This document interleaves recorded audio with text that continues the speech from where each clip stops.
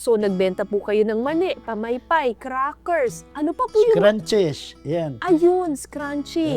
Pantali ng buhok. yan. Ano naman ang alam ninyo sa pantali ng buhok? Hindi naman kayo nagtatali ng buhok. Nag-viral ako dyan. Ang sabi doon sa Facebook post ay kakaiba raw na isang ama, isang tatay ang nagbebenta ng scrunchy na karaniwan ay pambabae. Babae talaga yung magtitinda dyan eh. Oo, at saka nagulat din ako, oo nga pala, no, pambabae pa lang dapat, babae pala nagtitinda nito. Hindi kayo nakapagtapos. Hindi ako nakapagtapos. Kaya itong mga anak kung nakatapos, yung nagtatrabaho na sila, nung nakikita ko na pumapasok sila na naka-uniform na sila, talaga hindi na ako masaya. Kayo po ay may 6 na anak. 6 po anak ko po. At lahat po ng anak ni tatay ay naipagtapos niya either college or vocational dahil sa kanyang pagtitinda. Pagtitinda po. Sa palagay niyo po, ano po ang pinakamalaking achievement ninyo sa buhay? Para sa akin po, yun lang po. Yung napag-aral ko sila. Yun talaga inspiration ko. Kasi wala na akong maiiwan ng mga lupain, ng mga kayamanan para sa kanila.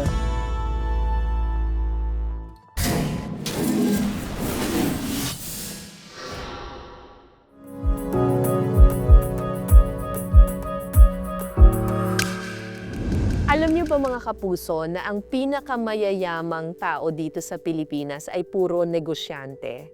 At ang kasama ko ngayon ay isa ring negosyante. Hindi man siya ang pinakamayaman sa pera, pinakamayaman naman sa puso. Tatay Ronnie, maraming salamat po sa inyong pagpapaunlak sa amin sa iListen. Kayo po ay isang negosyante. Kayo po ay 15 taong nagtitinda. Opo, ng Oo. vendor. Mga mahigit pa po. Vendor Vendor po. kayo. Negosyo po yun, tay. Negosyo. Oo, syempre, laging iniisip natin yung mga negosyante, yung mga mayayaman, maraming pera, mga milyonaryo. Pero kayo rin po ay isang negosyante. Bakit po ang napili po ninyo ay pagtitinda? Hindi po kayo pumasok na nangamuhan, ganyan? Bago po yung pagtitinda po, magiging vendors, marami po muna akong subukan na iba pong trabaho. Nangamuhan po kayo? Nangamuhan po, construction. Oo. Pero Kaya paano po kayo napasok sa pag-vendor, pagtitinda-tinda? Naisip ko po, pag doon lang po ako sa pag-construction, mangangamuhan, nakapix na po yung kita mo ron eh. Samantala kung magbibindors ka, pag nakakita ka ng magandang pagkakakitaan, mas malaki ang kita mo kaysa doon sa sweldo lang ng arawan. At saka bago pa po yun, dati na pong vendors na po yung magulang ko po. Kaya may idea na po ako sa pagbibindors. Ano yung kinitinda ng mga Ganon magulang din po, ninyo? mga kakanin po sa palengke. Yun ang binuhay po sa amin. Kwento niyo po sa akin kasi kayo po ay tubong Leyte, ano po? Opo. Tapos napadpad po kayo sa Maynila. Maynila. Oo. Sa Maynila po, nag-construction po kayo. Opo. Paano po ninyo naisip na mula sa arawang sweldo, lumihis po kayo at naging vendor? Sabi ninyo, mas malaki atang kikitain ko dito pag nag-vendor ako. Kailangan niyo po ng puhunan eh. Oo. Minsan dumarating po yung punto na nawawala ng puhunan. Oo. Siyempre, inuutang lang yung puhunan din. Kaya naghahanap ako ng alternative na kita. Napunta ako sa pagtitinda nung patapos na yung project namin. Kadalasan talaga, pag construction, pag natapos yung project, Wala na. Oo. Kung wala kang mga masasamahan na matatag din yung mga kinakapitan nila, wala. Dumadaan ako dyan sa Tacro, sa Doroteo, tuwing umuwi ako. Kasi marami kasi mga bus dyan, bus terminal eh. Sabi ka mo, kaya magtinda na lang ako rito. Parang maraming tao, tapos nakikita ko parang wala nagtitinda. Kailangan talaga sa matao, doon ka talaga nakapisto sa matao. Oo. Natapos na yung project, nagtabi ako ng mga 500. Sinupti ko na, sabi ko to. Sabihin ko talaga ito pag tinda-tinda. 500 na ang puhunan ninyo. 500 lang po. Anong tininda niyo po? Mani po, mani. Lalagay sa timba. Lulutuin mo na, tapos lalagay sa timba. Tapos may takalan. Siyempre, misis ko, suporta naman sa akin. Kumbaga, diskarte mo na kasi alam marami tayo pinag-aaral. Pumunta ako ng Maynila, punta ako mga maga. Siyempre, maga, wala pa naman ganong pasahero. Tsaka po yung mani, hindi naman talaga pang umaga, pang hapon na talaga eh. Dito ganong nakakabinta. Nabot ako ng hapon, marami nang sumisita sa akin. Uy, may nakapisto rito, hindi ka po pwede rito. Pero nakabinta na ako. Meron talaga mga legit na nagtitinda roon. Naku, pumasok po Pag kayo. pumasok po, talagang magugulti ka talaga. Oh my gosh, oh. Pero umaga pala, nakabinta na ako. Sabi ko, kumita na ako 150 yung malinis na. Sabi ko, ayos to. Tinda uli. Inangasan nila ako, parang inangasan ko na rin sila. Eh, siyempre, sabi ko, mas malaki yung kikitain ko rito. Parang, Pero hindi naman kayo nakapwesto doon. yun nga po, yun ang ano doon eh, yun ang punto. Sabi ko, katuwirang kalye na rin, total, kalye naman to. Oo. Bakit? May titulo ka ba rito? Pag-aari mo ba to? Oo, para may talagang, kumbaga barasuhan, angasan na lang. Kala nga, angasan kalye na lang din eh. Hindi naman talaga ako lalaban. Sa akin lang, Oo. magtinda na lang kayo ng sa inyo, magtitinda lang ko sa akin. Naghanap buhay lang tayo eh. Hanggang sa katagalan, naging kaibigan ko na sila. Marunong din akong Makisama. mag-isama. At saka, naging kaibigan ko sila sa pusat. Pag medyo mayroon akong perang sobra, papasiklab, siyempre para painom, parang gumagastos ako. Naging close kami. Sa akin, ang ginagawa ko, alas 8 pa lang, nagtitinda na ako umaga. Bukod po sa mani, may iba pa po kayong tinitinda. Pag ganitong summer, meron ko pamaypay. Parang ano na rin, para hindi masira yung bawat akyat ko. Kung ano-ano. Yung ano na lang na, Paano nyo po naiisip kung ano yung mga ibebenta? total, doon ka na rin, halimbawa noon, may mga ordinary pa noon eh. Nainitan, bilhin pamaypay. Yung tubig, hindi ka pwede magtinda ng tubig kasi meron nagtitinda ng mineral doon. Oo. Hindi ka pwede makakalaban. So tinitingnan po ninyo kung ano yung mga Ano hindi yung- pa tinitinda. Yung nagtitinda Kaya ninyo. tinitinda ko, para hindi sayang akyat mo. Magkano po kinikita ninyo sa araw-araw? Ayan, yung medyo kumikita na ko 400. Aba.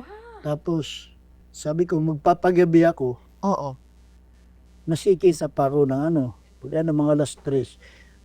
Tatawag ko sa telepono, lito ka. Sino bang walang pasok dyan? Sino may vacant sa oras na to? Sino ba nandyan? Nagpapatid ako. Yung mga anak niyo po tumutulong din sa Opo. inyo sa negosyo ninyo. Opo. Igati doon sa terminal. Kasi minsan 3 kilo, tapos naging 4 na kilo. Sino po nagluluto ng mani? Yung misis ko po. So parang family business pala ito. Opo. So ang misis ninyo ang nagluluto, ang mga anak ninyo na... Naghahatid. Magpapahabol ako, magpapagabi na ako noon. Kasi nakikita ko yung kita ko, hindi pa sapat doon sa pangailangan eh. Pero nakakapagod po yun. Nakakapagod, pero Yung akyat baba sa bus, ganyan, init, buong araw kayo nandoon. nakakapagod. Kaya lang, di mo mararamdaman. Nakikita ko naman na yung mga anak ko, nag-aaral naman ng mabuti. At saka masaya naman ako sa ginagawa ko. Bukod po so nagbenta po kayo ng mani, pamaypay, crackers. Ano pa po yung... Crunches, yan. Ayun, scrunchy. Pantali ng buhok. yan, Ano naman ang alam ninyo sa pantali ng buhok? Hindi naman kayo nagtatali Ayun ng nga po, buhok. nagmeral ako dyan kasi yun talaga yung pantali ng buhok, hindi talaga bagay sa lalaki yung magtitinda dyan eh. Bakit niyo po napasok yon? Hindi po yung pandemic, yung mga 2020, unang bugso kasi wala yung bus po, sarado po, walang biyahe. So sabi ko, ano naman ang gagawin ko nito kasi bawal nga lumabas, bawal. Correct, oo. Itong anak ko, nahihitayan na kami. Yung anak, nag-uumpisa pa lang siya. Nung nag-pandemic na nga, mabuti nakaano kami ng bukas pa sa Divisoria, yung tila, yung ginawang face mask. Gumawa kayo ng mga face Opo. mask nung pandemic. Opo. Sabi ko, sige, gawa lang kayo ng gawa. Ako bahala maglako kasi. Saan niyo po ilalako? Wala naman pong lumalabas na tao. Hindi po kasi pag may checkpoint, pagdala mo yung ganon, pinapayagan ka po. Opo.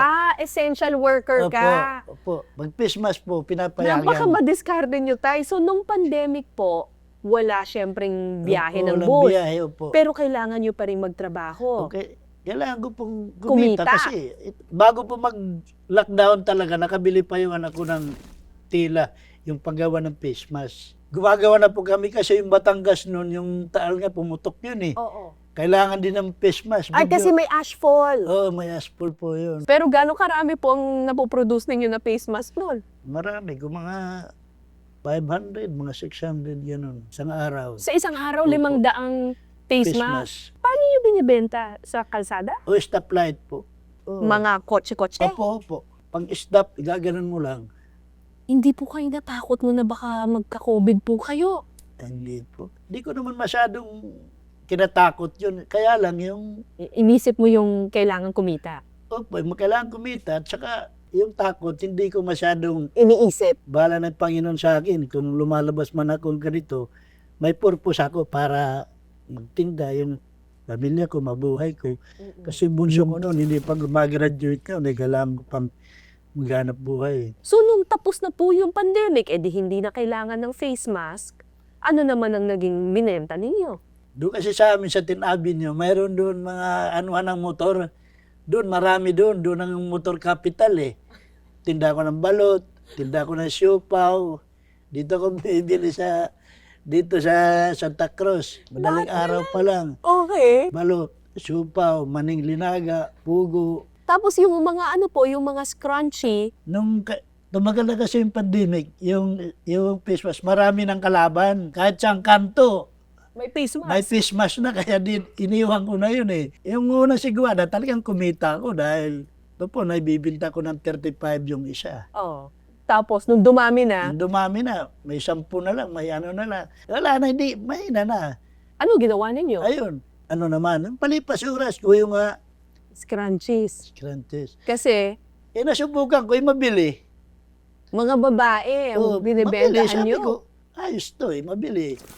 Ito ba yung binibenta ninyo? Opo. Kayong gumawa nito. Wow. So, ito po yung binibenta nila tatay. Po, iba-ibang kulay po yan, ma'am. Talaga. So, ano lang to garter. Tapos, Garter po. reta-retason tela. Reta-retason Tapos, iba-ibang kulay. Iba-ibang kulay. Ang ganda, no? O, tapos, magkano nyo po ito binibenta? 10 piso po. 10 piso. So, sa isang araw, gaano karaming ganito na Yan, bibenta nyo? nakakabinta ako ng mga 100 mahigit. Aba, Mga 1,000 yung nagiging binta ko. ganun karami yung kailangan ng pantali ng buhok. Hindi pa kasi, ang tatargetin mo kasi, saka wala akong kalaban sa ganyan eh. Mabibili dyan doon sa mga pesto. Pero yung Totoo yan. mag-aalok ka, wala eh. Walang Lalo nagagalok na na. minsan kapag mainit, minsan Oo. hindi na namin maiisip na, ay, kailangan ko itali yung buhok ko, Opo. pero bigla na lang, ang init, wala akong pantali. Ayun. Tsaka ano po, yung nagugustuhan nila, yung parang kulot-kulot yung itsura. Kulot-kulot yung itsura. Oo, maganda nga ito eh. Ayun. Tapos, nag-viral po kayo dahil dito. Nung nasa monumento ako, panay mga dumadaan doon, marami kasi kung saan ang daanan, doon talaga ako eh. Basta may mga babaeng mahaba ang buhok, Oo, yun lalapitan nyo na Yun ang tinatarget ko eh. Wala ka namang kalaban dyan eh. Wala naman naglalako na po. Ako eh. Ano ko talaga, ma'am. Tirador pa lang kayo ng customer, tapos, Talagang gusto mong makabinta. Parang bigla mong yalok, ma'am, ito po. Mapapahinto talaga yan. paano po kayo nag-viral? Nung nandito ako sa monumento, may dumaan. Pero dati na siyang dumadaan. Parang na-curious talaga siya sa tinda ko. May discount pa, pagkakasayin yung maganda. Siyempre, mga sales stock. Ay, may bola ka pang lalaman. Ayun, bumili sila. Lahat na lang maganda sa'yo. Yung tatlo. Biday, taga saan ba kayo? Para tanong-tanong. Ako, taga dito lang po ako, malapit lang. Pwede ba kayong, mapicturan? Tapos ilalagay sa Facebook. Ako, sige ma'am, basta hindi ba ka magiging kasiraan sa pagkatao ko? Okay lang. Okay. Pinicturan ako. Tapos yung nasa ilan na sila, ipinost na nga.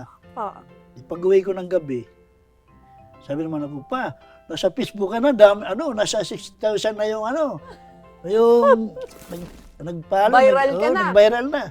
Yung pala siya, mutya nang nabutas. Kaya marami siyang kakilala. Ang sabi doon sa Facebook post ay kakaiba raw na isang ama, isang tatay ang nagbebenta ng scrunchie na karaniwan ay pambabae. Babae talaga yung magtitinda dyan eh. Kaya, Pero nagulat kayo din- po, wala po kayong iniisip babae o lalaki. Oo, at saka nagulat din ako, oo nga pala, pambabae pa lang, dapat babae pala nagtitinda nito. Doon ko na naisip na. Pero okay lang, hindi naman, sabihin na, bakit lalaki ka, ba't nagtitinda ka ng ganyan? Wala naman, hindi naman, tsaka hindi naman atatama na yung i-discriminate nila ako dahil lalaki ako na nagtitinda ako Tama. ng ganyan. Tama. Ano po ang sikreto sa pagiging isang magaling na salesman or vendor? Huwag kang mahiya. Una, huwag ka mahiya. Huwag Dapat kang mahiya. makapalang mukha. Hindi, hindi naman, basta hindi naman Huwag kang pang-i-scam. mahiyang ano. Huwag kang mahiyang mag-alok, magtinda. Tapos, Huwag mo rin ikahiya ang trabaho mo. Oo, kasi ano naman legal naman. At saka parehas yan, hindi yan nakakasagasa ng kapwa mo. Oo. Kahit gaano kaliit yung binibenta mo, whether itlog yan, o Oo, mani, tama o yun. scrunchy, basta marangal ang trabaho. Tama yun. Hindi ka nagnanakaw, Oo, hindi ka nakakaperwisyo sa hindi ka tao. nakapirso sa tao. Okay, bakit ikahiya mo? Total. Huwag ikakahiya. Malaki man o maliit ang Oo, trabaho. tama po yun. Kasi ang kuntot yan, ito lang ang kaya kong hanap buhay eh. Tapos, yung discriminate yung ako, masyado naman bababa yung pagkatao mo, di ba? Tama. So number 1, huwag mahiya at huwag ikahiya ang iyong Oh, trabaho. Ano pa po? Ano Huwag pa ka po? rin mandadaya doon sa tinitinda mo. Mayroong mga manluloko, yung parang, kung di na pwedeng itinda, wag mo nang itinda. Halimbawa, kung panis na, ano. Oo. Huwag ding mandadaya sa suklian, mga ganyan. Basta huwag mandadaya sa customer. Opo, tama yun. Tsaka huwag maging arrogante doon sa mga, iba kasi pag di bumili, parang magtatanong lang pag di bumili. Parang, Susungitan mo. oo, susungitan pagtalikod.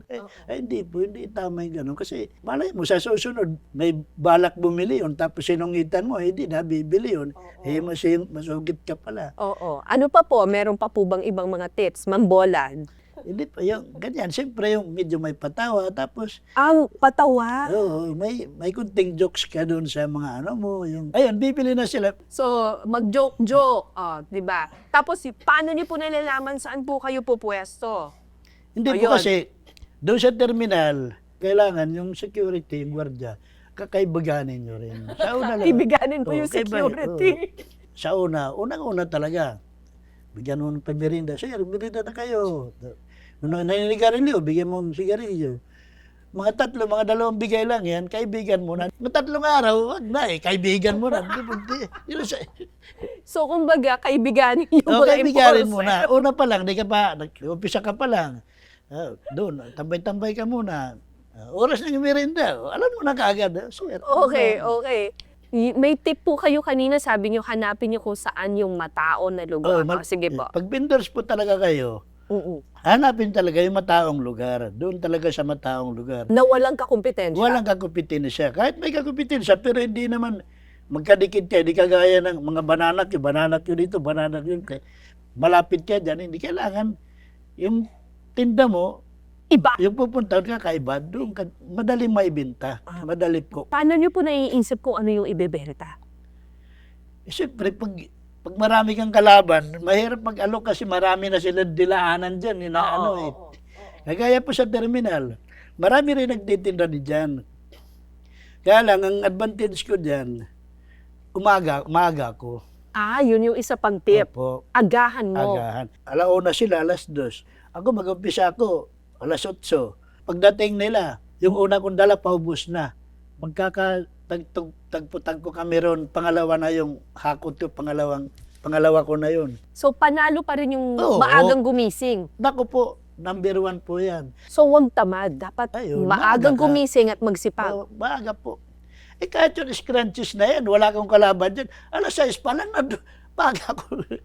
maaga akong nagtitinda yung scrunchies. Maaga pa, 6:00 pa lang, madilim-dilim pa. Nandun na kayo. Andun ako sa balintawak niyan. Hindi yan pagkain yung paninda ko, ipit lang. Pero madilim pa, nandun ako sa mga nagtitinda na ako kung saan-saan na ako. Oo. Umuwi ako, gabi na. Importante, basta kumikita ka, di mo ramdam yung pagod eh. Pero Kaya may, masaya naman ako sa ginagawa ko. pero may punto po ba na tarang pakiramdam niyo?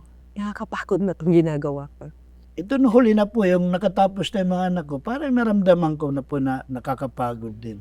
Kasi, pero nung time na yun na nag-aaral pa sila, parang di ko nararamdaman kasi masaya naman ako sa ginagawa ko. Tsaka nakikita ko naman yung mga anak ko na masipag na nag-aaral.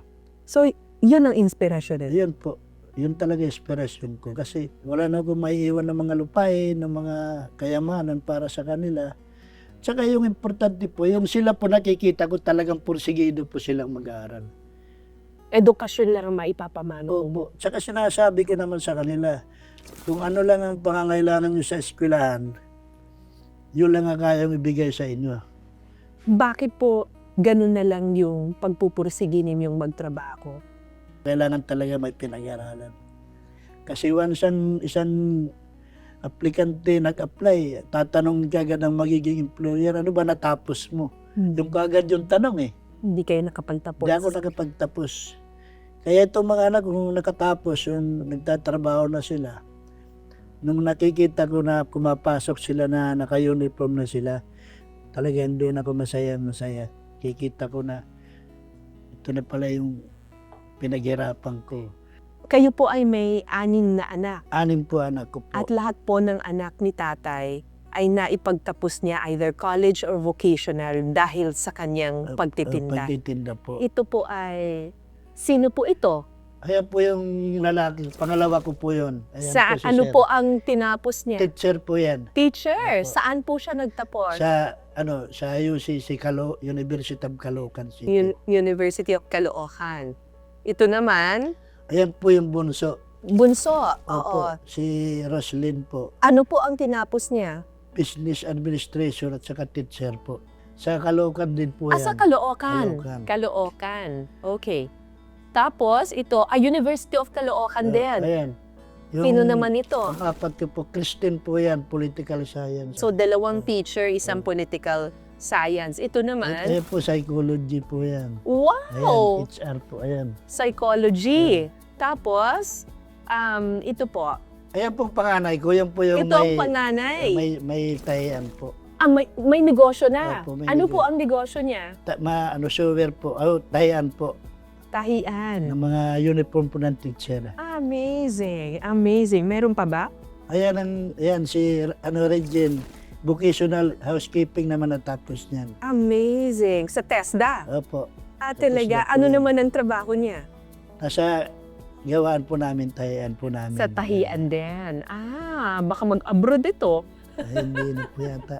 So, lahat sila ay may trabaho na. Opo, Meron kang teacher, meron kang psychologist, meron kang political scientist, tapos may 2 may negosyo. Ano pong pakiramdam nung umakyat po kayo ng entablado kasama ng inyong mga anak?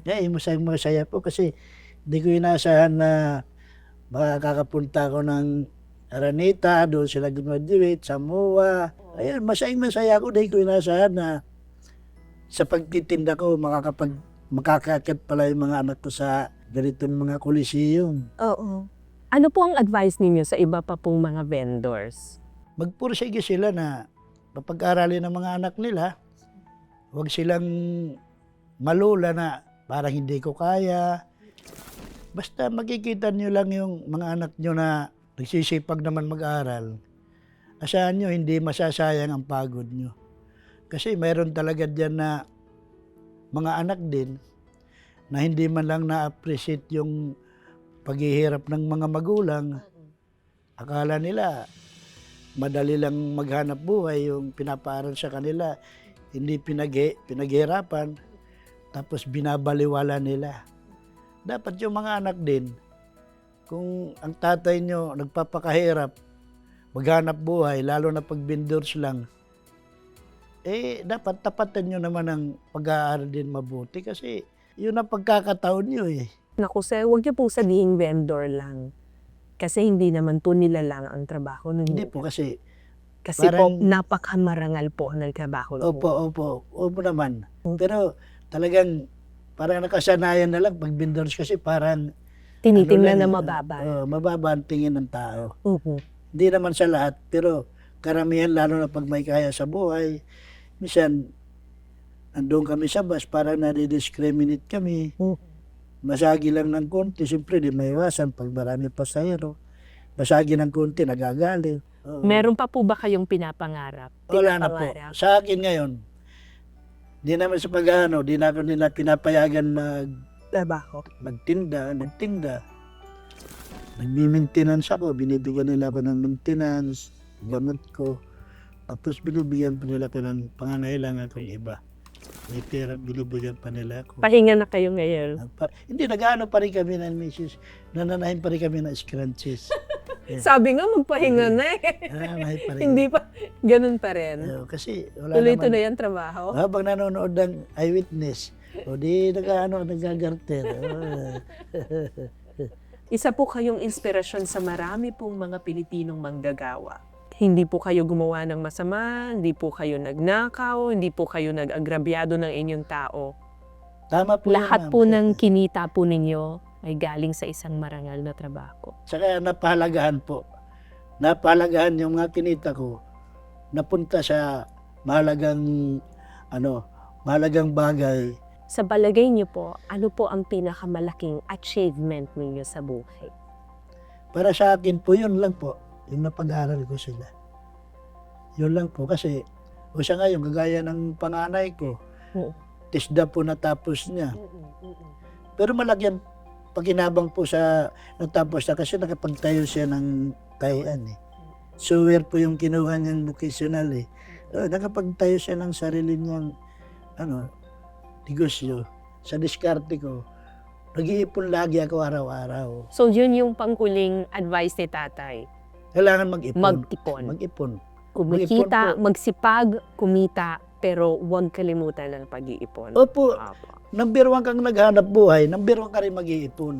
Kung buwanan ka sumasahod, di buwanan ka rin mag-iipon. Ako araw-araw din ako nag-iipon. Kaya di ako nawawalan ng pera. Lagi akong, kung anong kailangan, naka-specify talaga yon na hindi pwedeng galawin yan. Kung Opo. para sa tubig yan, huwag gagamitin para pambayad ng ilaw. Kasi Hindi dyan pala tayo- kayo nawawalan ng pera. Pautang naman po tayo. Joke lang po. Maraming salamat po, salamat Tatay po, ma'am. Ronnie. Karangalan po sa inyo, Isa ma'am. po kayong inspirasyon para sa Salamat po. maraming mga Salamat. tao. Thank you po. Alam niyo po mga kapuso, mahigit 15 milyon, 15 milyon ng mga Pilipinong nagpapabilang sa informal sector. Marami sa kanila, mga street vendor katulad ni Tatay Ronnie. Wala pong trabahong maliit, wala po trabahong malaki. Lahat po ng trabaho basta marangal, hindi ka nakakaagrabyado sa iyong kapwa, dapat nating pahalagahan. At si Tatay Ronnie po ay isang inspirasyon sa ating lahat na maliit man o malaki ang iyong trabaho, basta pinahahalagahan mo ito, huwag mo ito itahahiya. Maraming salamat po sa Maraming inyo. Salamat po. Ako po si Cara David para sa iListen. Thank you po, sir. Thank you po. Congratulations po sa inyong mga anak. Karangalan po, Thank you. makaharap po kayo, ma'am. Salamat Mm-mm. po. Thank you.